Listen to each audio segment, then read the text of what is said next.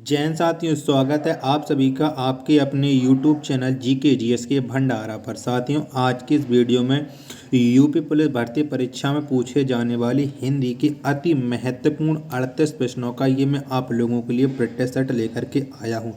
साथियों, अगर आप लोग इन 38 प्रश्नों को शुरू से लेकर के एंड तक करते हैं और कमेंट बॉक्स में आप अपना स्कोर ईमानदारी के साथ शेयर करते हैं तो समझ लीजिए कि आपकी तैयारी अच्छी चल रही। और आप स्कोर शेयर नहीं करते हो तो इसका मतलब ये लगता है कि आपकी तैयारी अच्छी नहीं है, तभी तो आप अपना स्कोर है वो कमेंट बॉक्स में शेयर नहीं करते हो। तो मुझे उम्मीद है और भरोसा है कि आप लोग अपना स्कोर कमेंट बॉक्स में ज़रूर शेयर करोगे, भले आप 25 क्वेश्चन सही करो चाहे आप 30 प्रश्न सही करो। आज के इस टेस्ट सेट में आपको 38 प्रश्न कराने वाला हूँ जो यूपी भर्ती परीक्षा 2024 जिसका एग्जाम 17 और 18 फरवरी 2024 को, उसके लिए ये प्रश्न बहुत ही ज़्यादा महत्वपूर्ण हैं। तो इस क्लास को आप लोग शुरू से लेकर के एंड तक पूरा देखिएगा। वीडियो पसंद आए तो वीडियो को आप लाइक कर देना। चैनल को आप लोगों ने अभी तक सब्सक्राइब नहीं किया होगा तो चैनल को आप लोग जरूर सब्सक्राइब कर लेना और इस पेट्टा सेट को आप अपने सभी दोस्तों के पास जरूर शेयर कर दें। तो चलिए शुरू करते हैं।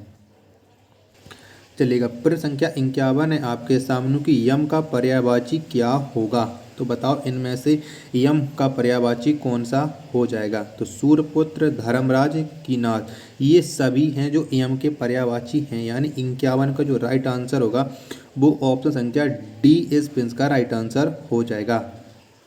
चलिएगा, प्रश्न संख्या 52 है आपके सामने कि प्रगतिशील का विलोम क्या होगा।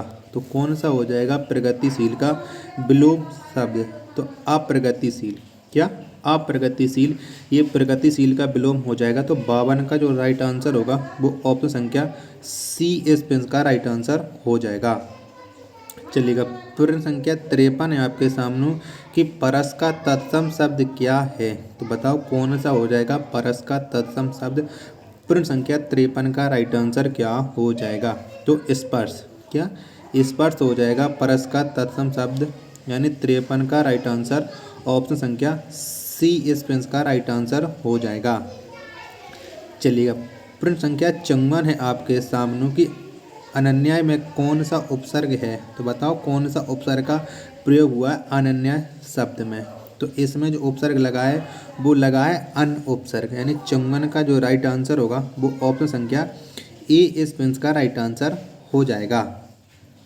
चलिएगा, नेक्स्ट प्रश्न है आपके सामने प्रश्न संख्या 55 कि निर्भय का संधि विच्छेद क्या होगा।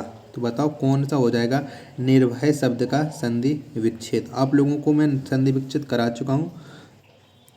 तो निर्भय का जो संधि विच्छेद होता है वो होता है निहि प्लस बाय, यानी इसमें होती है विसर्ग संधि। तो 55 का जो राइट आंसर होगा वो ऑप्शन संख्या ए इस प्रिंस का राइट आंसर हो जाएगा। चलिएगा, प्रश्न संख्या 56 है आपके सामने कि पीताम्बर में कौन सा समास है। तो बताओ कौन सा समास हो जाएगा पीताम्बर शब्द में। तो पीताम्बर, इसमें जो समास होता है वो होता है बहुब्रीहि समास, यानी 56 का जो राइट आंसर होगा वो ऑप्शन संख्या सी इस प्रिंस का राइट आंसर हो जाएगा। चलिए, नेक्स्ट प्रश्न है प्रश्न संख्या आपके सामने है 57 कि निम्न में से कौन सा अव्ययीभाव समास है। बताओ इनमें से किस में अव्ययीभाव समास है। प्रश्न संख्या 57 का राइट आंसर क्या हो जाएगा। तो श्रद्धापूर्वक, प्रतिवर्ष और आजन, इन सभी में अव्ययीभाव समास है, यानी 57 का राइट आंसर हो जाएगा। ऑप्शन संख्या डी इस प्रिंस का राइट आंसर हो जाएगा। चलिएगा, प्रश्न संख्या 58 है आपके सामने कि किसी काम में पूर्ण मन लगाने का क्या अर्थ है। तो क्या अर्थ हो जाएगा किसी काम में पूर्ण मन लगाना। तो इसका जो अर्थ होता है वो होता है दत्तचित्त, क्या दत्तचित्त, यानी 58 का जो राइट आंसर है वो ऑप्शन संख्या ए इस प्रिंस का राइट आंसर हो जाएगा। 58 का ऑप्शन संख्या ए। चलिएगा, प्रश्न संख्या 59 है आपके सामने कि राग दरबारी उपन्यास के लेखक कौन हैं। तो कौन है। तो राग दरबारी जो उपन्यास है इसके जो लेखक हैं वो हैं श्रीलाल शुक्ल। कौन है श्रीलाल शुक्ल, यानी 59 का जो आंसर होगा वो ऑप्शन संख्या डी इस प्रिंस का राइट आंसर हो जाएगा। चलिएगा, प्रश्न संख्या अब आपके सामने है 60 कि 99 के फेर में पढ़ना का क्या अर्थ है। तो क्या अर्थ हो जाता है 99 के फेर में पड़ना। तो इसका अर्थ होता है धन संग्रह की चिंता में पड़ना। क्या? धन संग्रह की चिंता में पड़ना, यानी 60 का जो राइट आंसर होगा वो ऑप्शन संख्या बी इसका राइट आंसर हो जाएगा। चलिएगा, प्रश्न संख्या 61 है अब आपके सामने कि गौरी शंकर। गौरी शंकर में कौन सा समास है? तो फटाफट से बताओ, प्रश्न संख्या 61 का राइट आंसर क्या हो जाएगा? तो जो गौरी शंकर शब्द में इसमें है द्वंद्व समास। क्या? द्वंद्व समास। जब हम इसका विग्रह करेंगे तो गौरी और शंकर इसका विग्रह होता है। तो 61 का राइट आंसर ऑप्शन संख्या डी इसका राइट आंसर हो जाएगा। प्रश्न संख्या 62 है आपके सामने कि चतुरानन में कौन सा समास है? बताओ, प्रश्न संख्या 62 का राइट आंसर क्या हो जाएगा?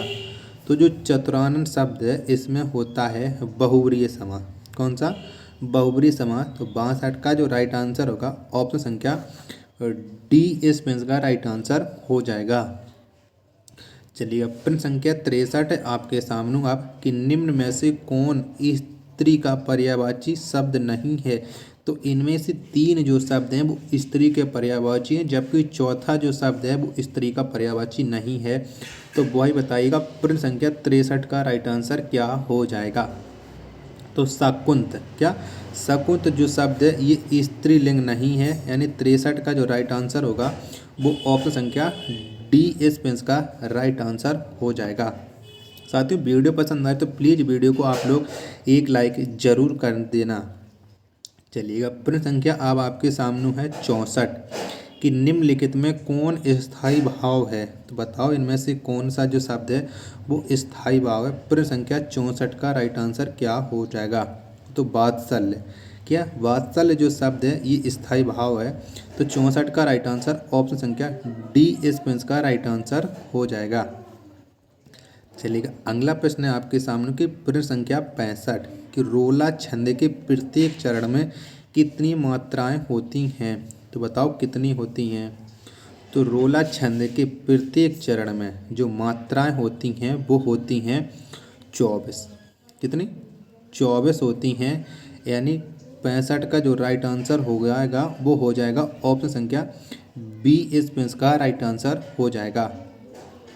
चलिएगा, प्रश्न संख्या 66 है आपके सामने कि निम्न में कौन एक छंद का उदाहरण नहीं है?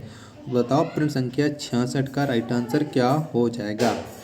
तो रूपक। रूपक ये एक छंद नहीं है, ये एक अलंकार है। तो 66 का राइट आंसर ऑप्शन संख्या सी इसका राइट आंसर हो जाएगा।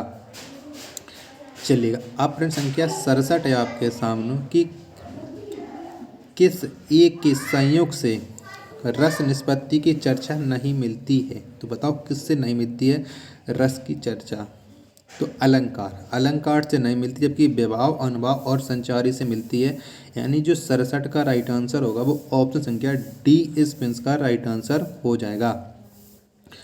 प्रश्न संख्या अब आपके सामने आ चुका है 68 कि ऊपर से मित्र भीतर से शत्रु के लिए प्रचलित लोकोक्ति क्या है? तो क्या हो जाएगा इसकी लोकोक्ति? प्रश्न संख्या 68 का राइट आंसर क्या हो जाएगा? तो मुँह में राम बगल में छुरी, ये हो जाएगा ऊपर से मित्र भीतर से शत्रु के लिए, यानी 68 का जो राइट आंसर होगा वो ऑप्शन संख्या ए इसका राइट आंसर हो जाएगा। चलिएगा, प्रश्न संख्या 69 है आपके सामने कि निम्नलिखित में कौन शब्दालंकार है? तो बताओ, इनमें से कौन सा जो शब्द है वो शब्दालंकार है? प्रश्न संख्या 69 का राइट आंसर तो वक्रोक्ति, ये शब्दालंकार के अंतर्गत आता है। 69 का राइट आंसर ऑप्शन संख्या डी इसका राइट आंसर हो जाएगा। प्रश्न संख्या 70, बताओ कि निम्न में से कौन अर्थालंकार है? तो बताओ कौन सा इनमें से हो जाएगा जो अर्थालंकार के अंतर्गत आता है? तो स्वभावोक्ति। क्या? स्वभावोक्ति, यानी 70 का राइट आंसर ऑप्शन संख्या सी इसका राइट आंसर हो जाएगा। चलिएगा, प्रश्न संख्या 71 है आपके सामने कि निम्न में कौन संचारी भाव का उदाहरण है? तो बताओ इनमें से कौन सा हो जाएगा संचारी भाव का उदाहरण? प्रश्न संख्या 71 का राइट आंसर तो गर्व। क्या? गर्व ये संचारी भाव का उदाहरण है। 71 का आंसर ऑप्शन संख्या डी इस इसका राइट आंसर हो जाएगा। चलिएगा नेक्स्ट प्रश्न है आपके सामने कि प्रश्न संख्या है 72 कि विभक्त रस का स्थायी भाव है तो कौन सा है बताओ। प्रश्न संख्या 72 का राइट आंसर क्या हो जाएगा। तो विभक्त रस का जो स्थायी भाव होता है वो होता है जुगुप्सा। क्या जुगुप्सा। ऑप्शन संख्या सी इस इसका राइट आंसर हो जाएगा। चलिएगा प्रश्न संख्या 73 है आपके सामने कि तुलसीदास की रचना नहीं है तो इनमें से कौन है तुलसीदास की रचना नहीं है। प्रश्न संख्या 73 का राइट आंसर क्या हो जाएगा। तो साहित्य लहरी। क्या साहित्य लहरी ये तुलसीदास की रचना नहीं है। 73 का जो राइट आंसर होगा वो ऑप्शन संख्या डी इस का राइट आंसर हो जाएगा। प्रश्न संख्या 74 है आपके सामने कि निम्न में से कौन सा शब्द शुद्ध है तो बताओ। प्रश्न संख्या 74 में किसकी जो वर्तनी है वो शुद्ध लिखी यानी विभीषिका किस तरह शब्द में सही लिखा गया है। 74 का राइट आंसर तो ये सही लिखा गया है ऑप्शन संख्या सी में। किसमें सी। 74 का राइट आंसर ऑप्शन संख्या सी हो जाएगा। चलिएगा प्रश्न संख्या अब आपके सामने है 75 की यदि वर्षा ना होती तो नदियाँ सूख जाती किस प्रकार का वाक्य है तो ये कैसा वाक्य। प्रश्न संख्या 75 का राइट आंसर आप लोग बताइए। तो यदि वर्षा ना होती तो नदियाँ सूख जाती यह एक संकेतवाचक वाक्य है यानी 75 का जो राइट आंसर होगा वो ऑप्शन संख्या बी इस का राइट आंसर हो जाएगा। चलिए नेक्स्ट प्रश्न है प्रश्न संख्या है 76 की घनिष्ठ मित्रता किस मुहावरे का सही अर्थ है तो बताओ इनमें से कौन से मुहावरे का सही अर्थ है घनिष्ठ मित्रता। तो दांत कटी रोटी हो जाएगा यानी 76 का राइट आंसर ऑप्शन संख्या सी इस का राइट आंसर हो जाएगा। प्रश्न संख्या 77 है आपके सामने कि सा परिवार में किस उपसर्ग का प्रयोग हुआ है तो कौन सा उपसर्ग लगा है। तो सा परिवार इसमें सा उपसर्ग का प्रयोग हुआ है यानी 77 का आंसर ऑप्शन संख्या ए इस का राइट आंसर हो जाएगा। प्यारे साथियों आपके लिए लगातार मेहनत जारी तो बस आप लोग अपना प्यार और सपोर्ट बनाए रखिएगा। चलिएगा अगला प्रश्न है प्रश्न संख्या 78 है कि जिस पर विश्वास किया गया हो के लिए एक वाक्य है तो इसके लिए एक वाक्य कौन हो जाएगा। प्रश्न संख्या 78 का राइट आंसर आप बताइएगा। तो जिस पर विश्वास किया गया हो उसे हम कहते हैं विश्वस्त यानी 78 का जो आंसर होगा वो ऑप्शन संख्या बी इस का राइट आंसर हो जाएगा। चलिएगा प्रश्न संख्या 79 है आपके सामने कि निम्नलिखित में हर्ष का विलोम क्या है तो बताओ कौन सा हो जाएगा। हर्ष शब्द का विलोम शब्द है तो हर्ष इसका जो विलोम शब्द होता है वो होता है विषाद। क्या विषाद। तो 79 का जो राइट आंसर होगा वो ऑप्शन संख्या ए इस का राइट आंसर हो जाएगा। चलिएगा अगला प्रश्न अब आपके सामने है प्रश्न संख्या 80 कि हेरम्ब किसका पर्यायवाची शब्द है तो ये किसका पर्यायवाची शब्द है हेरम्ब।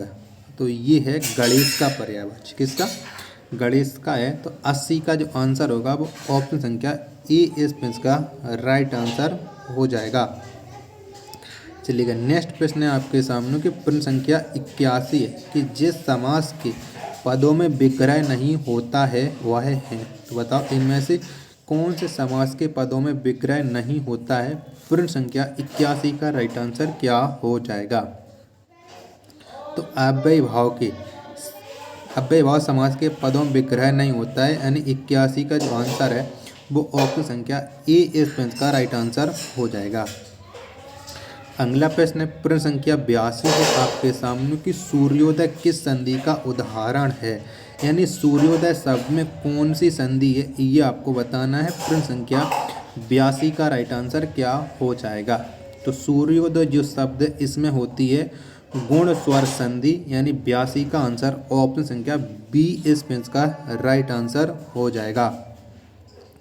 चलिएगा नेक्स्ट प्रश्न है प्रश्न संख्या 83 आपके सामने कि निम्नलिखित में से कौन सा शब्द पुल्लिंग है तो बताओ इनमें से कौन सा शब्द है जो पुल्लिंग के अंतर्गत आता है। मैं आपको अच्छा और अच्छी, ये कई बार बता चुका हूँ कि आप अच्छा और अच्छी लगाने से स्त्रीलिंग और पुल्लिंग का पता लगा सकते हैं। तो अच्छा दही, क्या अच्छा दही, ये एक पुल्लिंग शब्द है, यानी 83 का जो आंसर होगा वो ऑप्शन संख्या डी इस का राइट आंसर हो जाएगा। चलिएगा प्रश्न संख्या 84 आपके सामने कि निम्न में से कौन सा शब्द अभिकारी नहीं है। तो बताओ कौन सा नहीं है अभिकारी शब्द। 84 का राइट आंसर क्या हो जाएगा। तो हाथी, या क्या हाथी ये अभिकारी नहीं है, ये एक विकारी शब्द है। तो 84 का आंसर ऑप्शन संख्या ए इस का राइट आंसर हो जाएगा। चलिएगा नेक्स्ट प्रश्न है आपके सामने प्रश्न संख्या 85 कि निम्न में से कौन सा शब्द अनिश्चित संख्यावाचक विशेषण नहीं है। तो बताओ इनमें से कौन सा शब्द नहीं है अनिश्चित संख्यावाचक विशेषण। तो 10, क्या 10 ये अनिश्चित नहीं है, ये निश्चित संख्यावाचक विशेषण है। तो 85 का जो आंसर होगा वो ऑप्शन संख्या ए इस का राइट आंसर हो जाएगा।